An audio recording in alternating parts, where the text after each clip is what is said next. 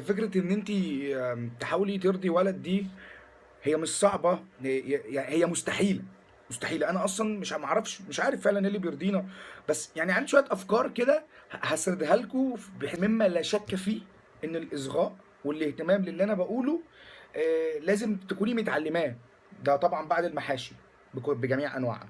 يعني أنا ما ينفعش أبقى باتكلم في موضوع مهم وتقولي لي أحمد سابني فين عشان البنطلون المقطّع بتاعها بقى ييجي رايق عليها ولحمها باظظ من القطعة. دي تفاهة، ده تخلُّف. أنا باتكلّم في موضوع مهم، باتكلّم في مستقبل ممكن يضيع يعني فنفهم بعض ما نبقى بلاش تفاهة، بلاش تفاهة، عفوية، العفوية مطلوبة، اللي هو ما فيش تصنُّع، أنتِ تعاملي بطبيعتِك على طبيعتِك، بس مش أوي. يعني مثلًا في حاجات ما تعامليش فيها على طبيعتِك، ساعة أمّا نيجي ناكل اوعي تتعاملي على طبيعتِك. أنا باقول لِك الصنّاعي، الصنّاعي لو اتعاملتِ على طبيعتِك هاخسرِك، لازم تتصنّعي ساعة أمّا نيجي ناكل، أمّا تيجي تضحكي مثلًا، لمّا الموضوع يبقى مضحك أوي يعني نحاول نسِد جيوبنا الأنفية، لإن 90% منكم ساعة الضحك بيشخر، ساعة الضحك المُفرط بيشخر، فدي فضيحة. القيادة، القيادة القيادة فعلًا. القيادة هنا بقى مش قصدي بيها الزعامة والرزانة لا، لا، لا، لا، لأ، أقصد القيادة فعلًا. القيادة إنِّك لازم ولا بد وحتمًا تكوني بتعرفي تسوقي كويس، لازم. البنت الإيجابية اللي تدّي positive energy دي، تحمّس، تشجّع، مش اللي هي مش عايشة تتغذى على الكآبة، اللي هو أنا حاسة إن أنا هاموت النهارده، حاسة إن أنا هاتشل كمان ساعة، حاسه ان انا هيجرى لي حاجه. ايه يا حاجه، ايه انت جايه تطلعي عين امي ليه؟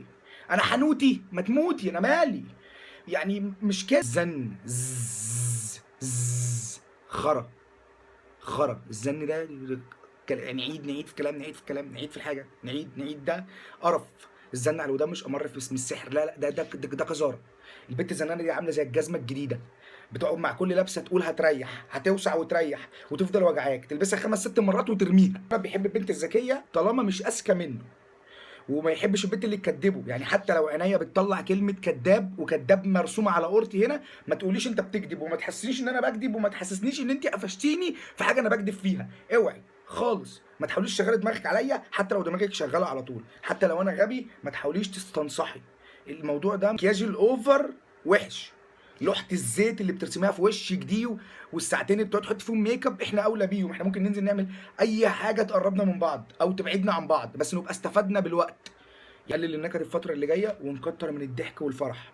تضحكي له على أي حاجة، على أي حاجة بيقولها وما بيقولهاش، ما دام فكر فيها تضحكي. لو مصاحبة الخليل كوميدي 24 ساعة بتضحكي و24 ساعة بتهزري. لو عطس تضحكي. بالنسبة للشعر بقى، الموف والأحمر والبرتقاني الألوان دي ما تنفعش، ما ينفعش لون شعر، ما ينفعش. دي ألوان شرابات، كلوتات تجيبها في جهازك. انما لون شعر، انتوا بتجيبوا الالوان دي منين اصلا؟ دي صبغه ولا بتخش مركز مثلا يرش مثلا؟ والواثقه في نفسها مش المغروره. نعيد تاني، الواثقه في نفسها مش المغروره. الماديه الحقيره دي بقى ما بتعمرش، تلاقي عينيها بتطلع فلوس، خدودها كل حاجه مكتوب فلوس، تحب الفلوس، تقول لها بحبك تقول لك انا بحب الفلوس. ايه القرف ده؟ حساسه اوفر دي هي حلوه، هي طبعا حلوه ان حساسيه وبتاع ومش عارفه ايه، تحس ان هي بنت. بس الواحد بيبقى خايف مثلا يبقى ماشي جنبها يعطس تعيط الناس يقولوا خاطفها. العند يا بنت الجزمه بيولد الكفر. اظن الرساله وصلت.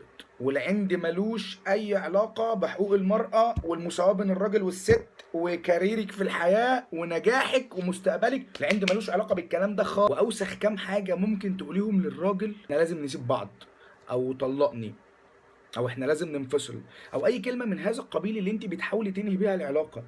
ما ينفعش، ما ينفعش. انت تقولي له كده. هقول لك ليه.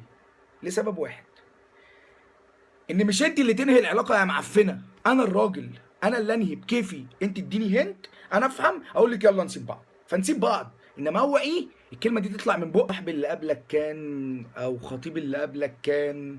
الجمل دي كان ايه؟ كان ايه؟ ما كان ابن جزمة احول انه بصلك، وانا اعمى اصلا ان انا بصيت لك بعد. اوسخ كلمة في الدنيا: هسيبك لحد اما تهدى وبعدين نتكلم. يا بنت الكلب يا جزمة يا زبالة.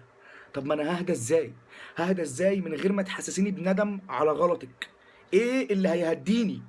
هتسيبيني كده؟ انت عايز تخس شويه، طب ما انت شبه القلم الرصاص السنون وهو ساكت ما اتكلمش. يعني شايفك كل غلطات وعيوب وساكت، ما اتكلم قولوا له انزل الجيم ولا اتخن ولا اجري ولا خس ولا اطول ولا اقصر ولا الكلام ده خالص، تحط جزمه في بقك وتسكتي.